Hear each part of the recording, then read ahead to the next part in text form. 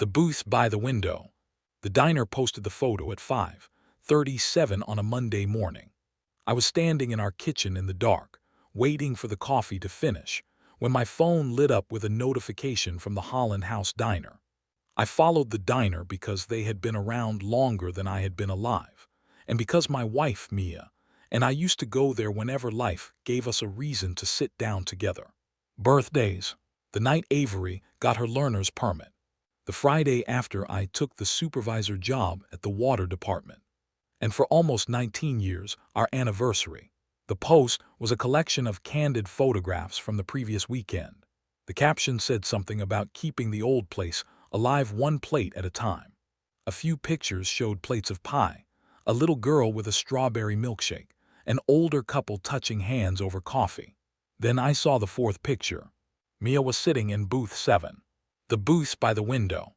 Across from her was a man with dark hair and a blue button-down shirt. He was leaning toward her. She was smiling in a way I had not seen much lately. Not a polite smile. Not the smile she used for Avery's teachers or people at church, or someone telling a story she had already heard twice. It was the kind that made her look younger. Her hand rested on the table beside his. His fingers were close enough that he could have touched hers without moving his arm. At first, I thought I had to be wrong. I enlarged the picture. The face was Mia's. The silver bracelet was the one I bought her after Avery was born. The booth was ours. Booth 7 sat against the front window, just past the old pie case. I had asked Mia out there for the first time, back when the restaurant still had burgundy vinyl seats and a paper placemat with local ads around the border. I proposed to her there too, on a rainy Thursday after work, with a ring in the pocket of a jacket I had borrowed from my brother, because mine was still in the back seat of my truck. I stood in the kitchen with the phone in my hand and listened to the coffee maker sputter. Upstairs, the shower was running. Mia was getting ready for work. I kept looking at the photo, trying to place the man. I could not. Maybe he was a client. Mia was an account manager for a regional insurance brokerage. She met people all the time. Her job involved lunches, referrals, small business owners, agents from other counties, and the kind of networking I had never been good at. There were explanations. There always are, in the first few minutes before your mind decides it is afraid. I took a screenshot, put the phone face down on the counter, and waited for her to come downstairs. Mia entered the kitchen in a navy blouse and gray slacks, her hair still damp at the ends. She kissed my cheek without really looking at me and reached for a mug. I asked, "Busy day?" "Always," Mia said. "Monday is when everyone remembers the thing they should have done Friday." I held up the phone. "Were you at Holland House Saturday?" She looked at the screen. For a moment, her eyes did not move. Then Mia gave a soft laugh. "Oh, that?" I asked. "Who is he?" "His name is Ryan," she said. "He is with a commercial accounts group out of Wilmington. We were talking through a referral situation." "At booth 7, I asked. "It was just where they seated us," Mia replied. "You knew that was our booth?" "Grant, it is a booth in a diner." Her answer was not cruel. That made it harder. She looked at me then, steady and a little annoyed, like I had asked a question that should have been simple. "I had a work lunch," Mia said. "That is all," I nodded. "Okay," she seemed relieved by that. She picked up her mug, checked the time, and said, "I have to run. Avery has her portfolio review after school, right?" 4:30, I answered. "Tell her I will be there," Mia said. Then she left. I watched through the kitchen window as she walked to her car, backed out of the driveway, and turned toward town. The coffee had gone cold. By the time I realized I had not poured a cup. I work for the North River Water Department. My title is Field Operations Supervisor, which sounds like I spend my days making decisions from an office. Mostly, I spend them standing in wet utility pits, looking at old pipes, tracking leaks, and trying to make people understand that the water main under their street did not care whether their kitchen renovation was behind schedule. I had been there 22 years. I liked the work because it was honest. A line either held pressure or it did not. A valve opened or it did not. You did not have to guess what a corroded fitting meant once you pulled it apart and saw the damage. By 8 that morning, I had checked a pressure issue behind the courthouse, helped a new technician locate a shut-off valve, and listened to a restaurant owner complain that the city was ruining her lunch rush because a crew had blocked half the street. The whole time the photo followed me. Mia at booth 7. The man in blue. Her hand near his. I told myself I was reading too much into one image. At lunch, I deleted the screenshot. Then I pulled it from recently deleted and saved it again. That night, Avery came home with paint under one fingernail and a poster tube tucked under her arm. She was 17 and in the middle of deciding where she wanted to go to college. She had always drawn. When she was little, she covered our refrigerator with lopsided horses and bright pink houses. Now she designed posters for school plays and made digital illustrations that looked more polished than anything I understood. I asked Avery, "How was the review, Ms. Keene?" "Said my typography is getting better," Avery said. "That sounds good. It means it was bad before," she replied. I smiled. "Did she say that?" "No," Avery said. "Then it is good," I told her. Mia came home 20 minutes later, carrying takeout containers from the Thai place near her office. She hugged Avery. She asked to see the portfolio pieces. She sat beside her at the kitchen table and gave thoughtful comments about a poster with a black and gold moon across the top. She looked like a mother. She looked like my wife. She looked like the person in the photo at Holland House. Before I get into what happened after that, if you enjoy stories like this, take a second to like the video and subscribe to Reddit Ride. It really does help the channel. For the next 3 days, I made an effort to act like myself. I went to work. I came home. I asked Mia about her day without putting weight behind every word. At night, I lay beside her and watched the blue light from her phone reflect across the ceiling while she scrolled through something. She turned away from me whenever I shifted. I noticed things I had probably noticed before and ignored. She had started taking the longer way home from work twice a week. She had begun wearing perfume on days when she told me she would be in the office all afternoon. She had stopped leaving her phone on the kitchen counter when she took a shower. None of those things proved anything. A marriage can survive a lot of small changes. People get tired. People want privacy. People have work friends. Still, on Thursday evening, I was cleaning out the passenger side of Mia's car because Avery needed to borrow it for a school volunteer event. I found a paper receipt folded inside the door pocket. It was from Holland House. 2 dinners, 2 slices of lemon pie, a coffee. The date was the Saturday before the photograph. The total was $48.62. I brought it inside and put it beside Mia's plate after dinner. Avery was upstairs on a video call with one of her friends, and the house was quiet except for the hum of the dishwasher. Mia looked at the receipt. And asked, "What is this?" "It was in your car," I said. "That must be from the lunch. Your lunch was on Saturday," I asked. "I do not remember, Grant. You said it was a referral meeting." "It was," Mia said. "Was it a referral meeting twice?" Her eyes lifted. The change in her face was small, but I saw it. Not fear. Frustration. "You are checking my car now?" she asked. "I was cleaning it because Avery needed it. You could have thrown the receipt away." "Why?" "Because it is a receipt. From the place we went on our anniversary every year," I said. Mia leaned back in her chair. For a few seconds, she said nothing. Then she folded the receipt carefully, along the same crease it already had. "Ryan is going through a divorce," she said. "He asked me for advice because he is a client contact, and I met him for coffee. It was not a secret. I just did not think it mattered. You went more than once." "I do not know what you want me to say," Mia replied. "The truth would help.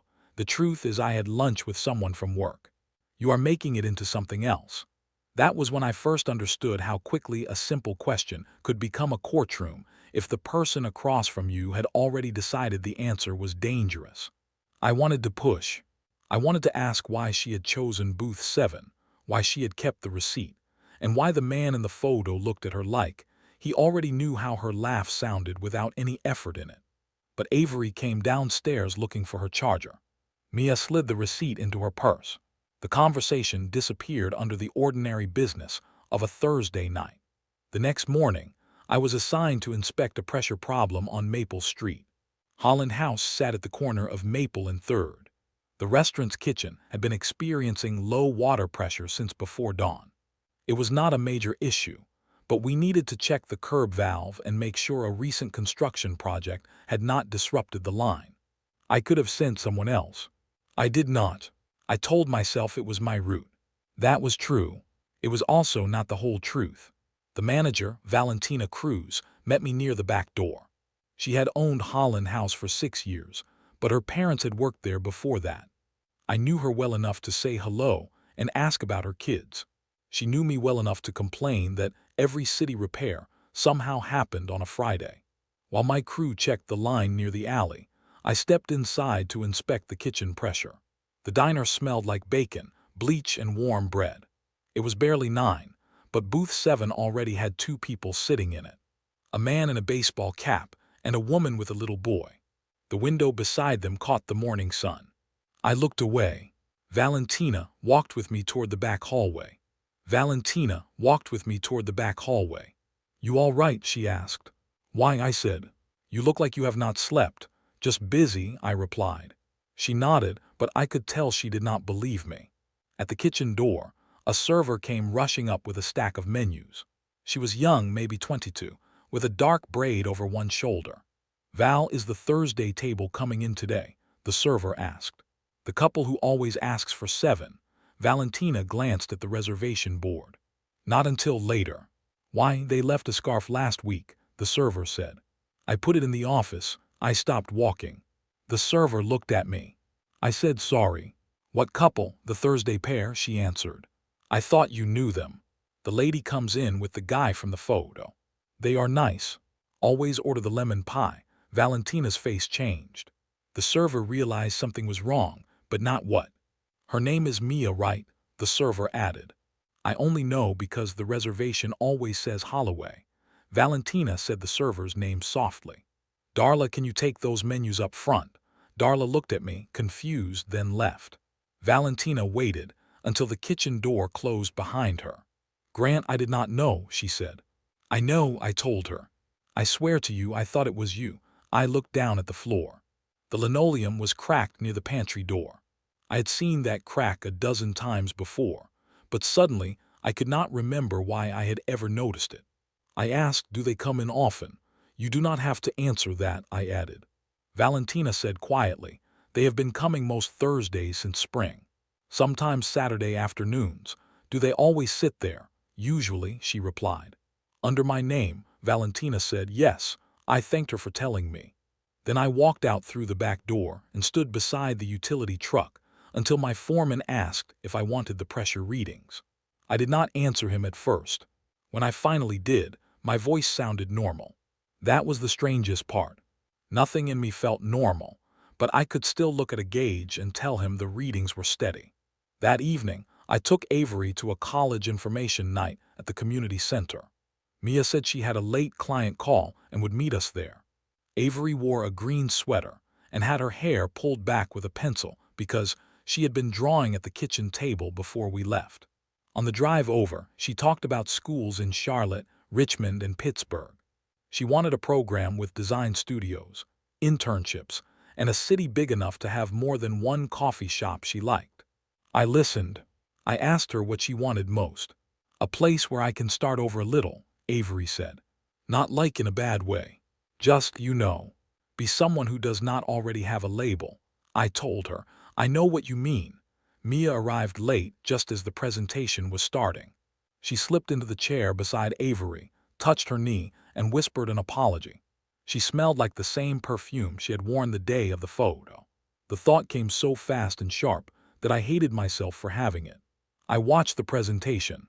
I took notes. I smiled when Avery asked a question about portfolio requirements. At one point, Mia leaned against my shoulder. The old version of me would have put my hand over hers. That night after Avery went to bed, I sat in the garage with the lights off. The garage was where I kept tools, fishing gear, and the kind of small projects that had never been urgent enough to finish. I sat on an overturned bucket and thought about what Valentina had told me. Most Thursdays in spring. Maybe longer. Reservations under Holloway. My wife had not only gone to the diner with another man. She had walked into a place full of people who knew us, sat in the booth where I had asked her to marry me, and used my name so no one would question why she was there. The more I thought about it, the less it felt like an accident. It felt like a choice she had made repeatedly. The next Monday, I called a lawyer. Her name was Bethany Price. She had handled the divorce of a coworker a few years earlier, and he had described her as practical, which was what I needed. Her office was above a travel agency downtown. The hallway smelled like old carpet and coffee. I sat across from her and tried to explain the situation without sounding like a man who had let a photograph ruin his imagination. I told Bethany, I found my wife in a social media post. Then I learned she has been meeting the same man at a diner. Under our name, Bethany did not react. She asked about shared accounts, our house, Avery's age, and whether either of us had moved money or opened new credit cards. I told her I did not know. She told me not to guess. Make copies of what you are legally allowed to see, Bethany said. Shared statements, shared tax records, shared household expenses. Do not access private accounts. Do not confront her until you know what you want from the conversation. I want the truth, I said. You may get part of it, she replied. You may not get all of it. That was not what I wanted to hear. But it was honest. Bethany told me something else before I left. Your daughter is old enough to know something is wrong, she said. She is not old enough to carry the details for either of you. Keep her out of your investigation. I promised I would. For the next 2 weeks, I collected the things that were already in front of me. I printed bank statements. I looked through our shared credit card charges. I checked the family calendar Mia, and I used for Avery's school events, dentist appointments, birthdays, and every other ordinary piece of our lives. There were no charges from Holland House on our shared card. Mia had been paying in cash, but there were recurring cash withdrawals from her personal account that showed up in the household spreadsheet because we had linked it years earlier for budgeting. $100 every Thursday afternoon, sometimes more. There were also charges from a florist on the far side of town, a wine shop near the lake, and a small inn called Renfield Lodge. The inn charge appeared on a Tuesday in May. Mia had told me she was spending that night with her mother after a medical test. Her mother was fine. I knew because I had driven her to a doctor's appointment 2 days later. When I asked Mia about the Renfield Lodge charge, I did it carefully. We were in the kitchen. She was slicing peppers for fajitas. Avery was upstairs taking a shower. I asked, did you ever stay at Renfield Lodge for work? One time, Mia said. A storm made it unsafe to drive back after a meeting. What meeting? I asked. A networking dinner. With Ryan, the knife paused against the cutting board. Mia did not turn around. She asked, why are you asking me that? Because I am trying to understand. You are trying to catch me in something. Are you in something? I asked. Mia put the knife down. I am tired of feeling watched in my own house, Grant. That is not an answer. No, she said. It is what I feel. Avery came down the stairs then, asking if she could use the car Saturday. Mia smiled at her. The conversation ended. Later that night, I stood in the doorway of our bedroom while Mia folded laundry. She folded everything with the same careful motions she had used for years. She always matched socks. She always turned t-shirts right side out before putting them away. She always set my work shirts in one neat stack because she knew I grabbed them before sunrise. I watched her fold a gray shirt I had worn the week before. I stood in the doorway of our bedroom while Mia folded laundry. She folded everything with the same careful motions she had used for years. She always matched socks. She always turned t-shirts right side out before putting them away. She always set my work shirts in one neat stack because she knew I grabbed them before sunrise. I watched her fold a gray shirt I had worn the week before. Then I asked, do you love him? The shirt stayed in her hands. Mia looked at me. For the first time, there was no annoyance in her face. Only fear. You think I am having an affair? She asked. I think you have given me reasons to ask. Mia sat on the edge of the bed. Her voice was low. Ryan is a friend. He has been through a difficult time. I should have told you I met him more than once, but I knew you would make it weird. That is what this is. I do not know what you want from me, she said. The truth. I told you the truth, Mia replied. I said, okay. She looked relieved again. That hurt more than the words. The next Thursday, Mia told us she had a client dinner in Wilmington. Avery had an evening art class at school, and I was supposed to pick her up at 8:30. Mia left the house at 5:15 in a black dress, and the tan coat she wore when she wanted to look put together without appearing like she had tried. I waited 10 minutes. Then I called the private investigator Bethany had recommended. Her name was Nora Benson. She was in her early 50s and spoke in a measured way that made every sentence sound like it had already been tested for weak spots. I told her I did not want pictures for revenge. I said I do not need anything dramatic. I need to know if I am wrong. You may not like the answer, Nora replied. I know, I said. She followed Mia for 4 days. That was all I could afford, without pulling money from somewhere Avery might notice. Nora's report came to me by encrypted email the following Tuesday. I opened it in the parking lot of the water department before my shift. The first page was a timeline. Thursday, 5:43 p.m. Mia arrives at Holland House Diner. 5:51 p.m. Ryan Kessler arrives. 7:18 p.m. Mia and Ryan leave together in Ryan's vehicle. 7:52 p.m. Ryan's vehicle arrives at Renfield Lodge. Friday, 7:06 a.m. Mia exits the lodge wearing the same black dress. There were photographs, not graphic, not anything I would ever show Avery. One showed Mia and Ryan walking through the inn parking lot. He had his hand on the small of her back. She was holding a white pastry box from the bakery next door. The next was taken at Holland House, booth 7, their heads bent together over the table. The same booth, the same window. I read the report twice. Then I called Bethany. When she answered, I said, I know. She was quiet for a moment. Then she said, all right. Now we decide what you need to protect. That afternoon, I stopped at Holland House. I did not go in through the front. I found Valentina in the office near the kitchen, sorting invoices. She looked up when I came in and immediately understood why I was there. I am sorry, she said. I am not here to blame you. I know. I took a breath. Can I ask you something? Of course, Valentina said. Did Mia reserve that booth under my name every time? I can pull the records if you need them. I need to know. Valentina clicked through the reservation system. There they were. Holloway, Grant, and Mia. Table for 2. Booth 7 preferred. Date stretching back 14 months. I felt my hands go numb. 14 months. The affair had not begun with a work lunch or a hard season, or one mistake that grew larger than she expected. For 14 months, my wife had used my name to make another man look like he belonged in the place that had meant something to us. Valentina printed the records and slid them across the desk. I should have called you, she said. No, I told her. You had no reason to think you were supposed to. I took the papers and left. Outside, the rain had started. I sat in my truck with the heater off, listening to it strike the roof. That was the moment the story changed for me. The pictures had proven the affair.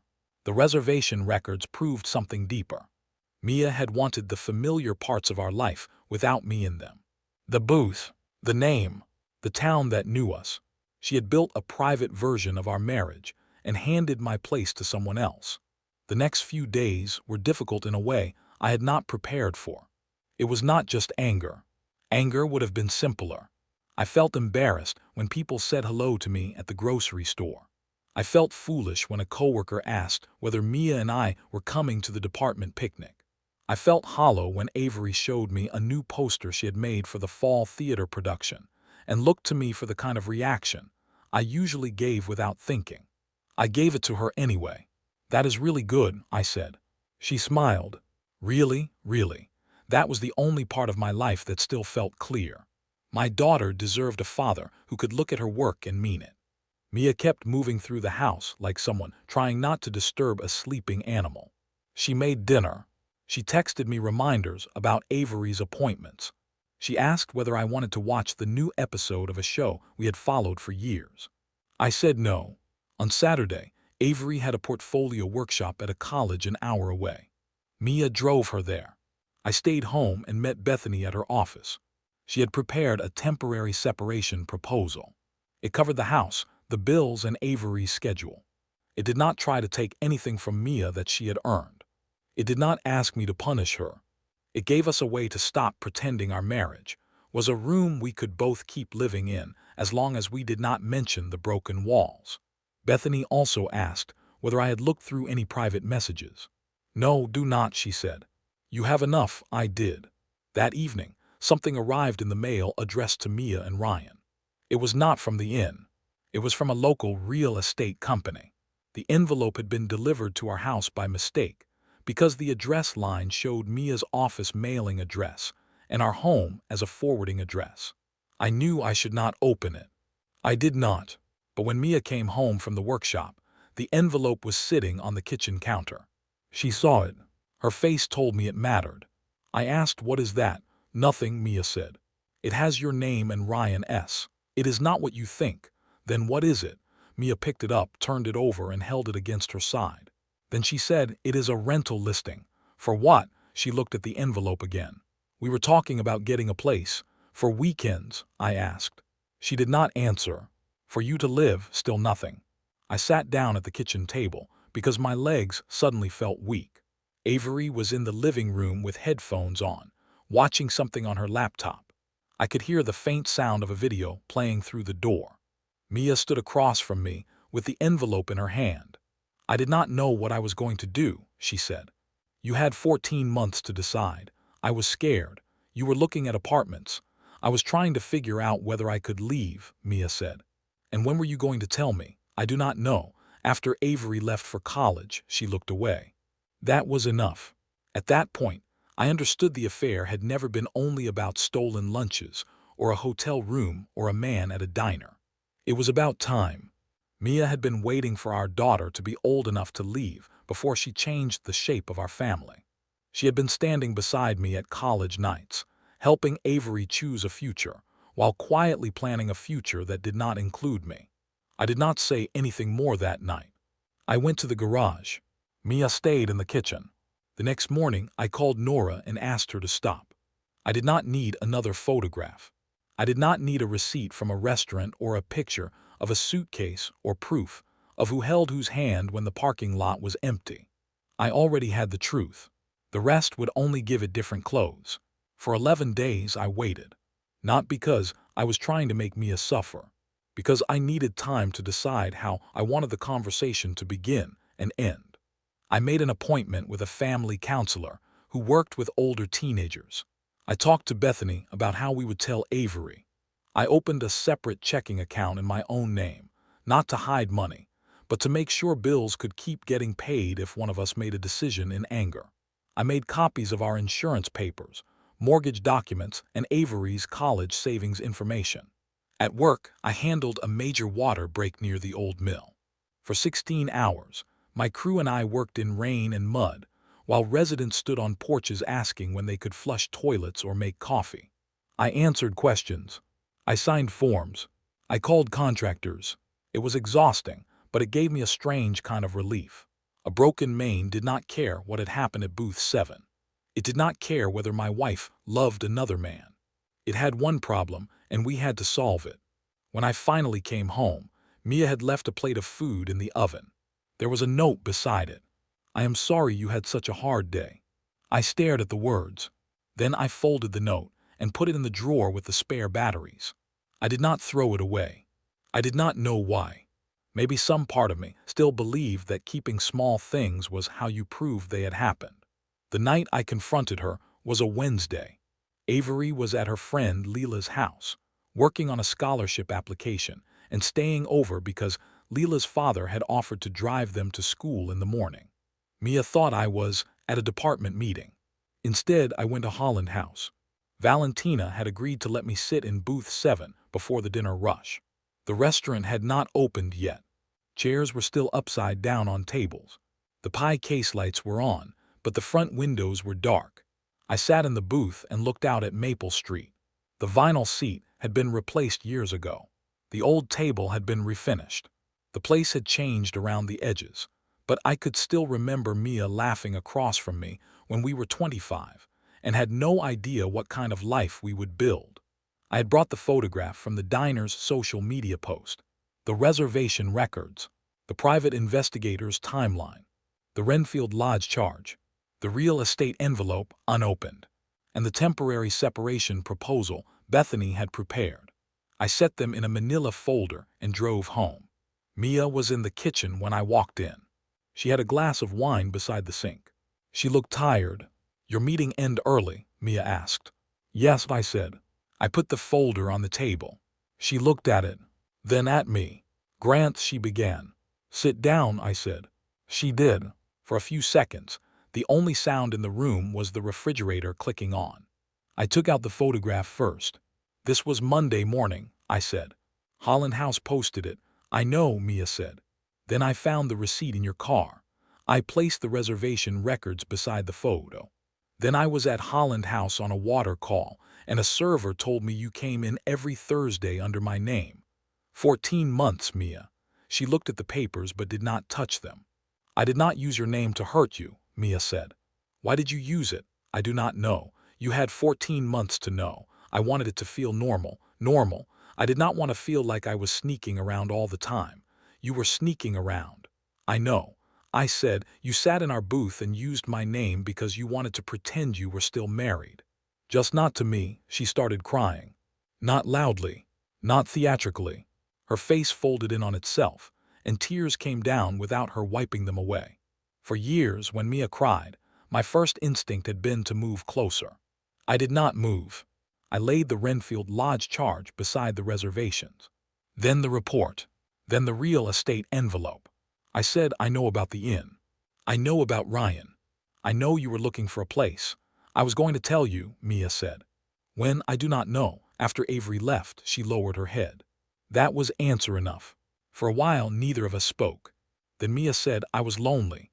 "I know you were," I said. "I probably was too. You were always working." "I was working. I was not gone from our marriage. You did not see me. I may not have seen everything. But you did not tell me what you needed. You told someone else. I did not mean for it to happen. It happened every Thursday. I let the silence sit after that." Mia tried to explain. She said Ryan made her feel noticed. She said the affair began when she was helping him manage an insurance issue after his separation. She said she had been unhappy for a long time, but did not know how to talk to me without making it sound like blame. She said she was afraid of breaking Avery's heart. I believed she was afraid. I did not believe fear explained the choices she had made after the first one. I said, "You could have asked for counseling." "I know." "You could have said you wanted to leave." "I know." "You could have had a hard conversation instead of building a second life around our daughter's future." She looked at the separation proposal. "What is this?" Mia asked. "A temporary agreement," I said. I spoke to a lawyer. Her eyes widened. "You are filing. I am asking you to leave the house for now. We will make a schedule for Avery. We will tell her together with a counselor. We will not make her carry this. Grant, please. I am not trying to punish you. It feels like you are. It feels like I finally stopped pretending. That was the hardest part. Not placing the papers on the table. Not seeing her face. Saying the sentence I should have said weeks earlier." Mia reached for my hand. I pulled it back. Not angrily. Just enough. She stared at the space between us. "Do you hate me?" she asked. I thought about it. "No," I said. "But I do not trust you." That seemed to hurt her more than anything else. She slept in the guest room that night. The next morning, she packed a suitcase and drove to her sister's house. Avery came home after school and found her mother's car missing. She looked at me in the kitchen. "What happened?" I told her we would talk with her mom the next day. She stared at me for a long time. Then Avery asked, "Is this because you two have been weird?" "Yes," I said. "Did someone do something?" I did not answer right away.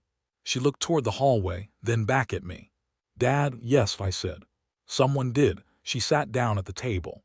Her face changed in a way I was not ready for. 1 second, she looked like a 17-year-old asking a question. The next, she looked like someone who had just realized adults could make choices that changed the floor beneath her. The counselor's office was quiet the next afternoon. Mia sat on one side of Avery. I sat on the other. We told her we were separating. We told her there had been a breach of trust in our marriage. We told her neither of us would ask her to choose sides. Then Avery asked the question I knew she would ask. "Was there someone else?" Mia started to speak. I looked at her. She nodded. "Yes," Mia said. Avery did not cry immediately. She just stared at the carpet. Then she asked for how long. Too long, Mia replied. Avery's mouth pressed into a straight line. She did not yell. She did not call her mother names. She asked if she could go home. We brought her home. For the next few weeks, she moved through the house like someone trying to carry a glass of water without spilling it. She went to school. She went to art class. She answered questions when people asked if everything was okay. At night, I heard her crying once through her bedroom door. I stood in the hallway with my hand on the knob. I knocked. Do you want to talk? No, Avery said. All right, I stood there for another second. I am here, I told her. I know that was all. It had to be enough. And if you have stayed with me this far, liking the video and subscribing to Reddit Ride helps stories like this reach people who may be quietly trying to make sense of their own lives.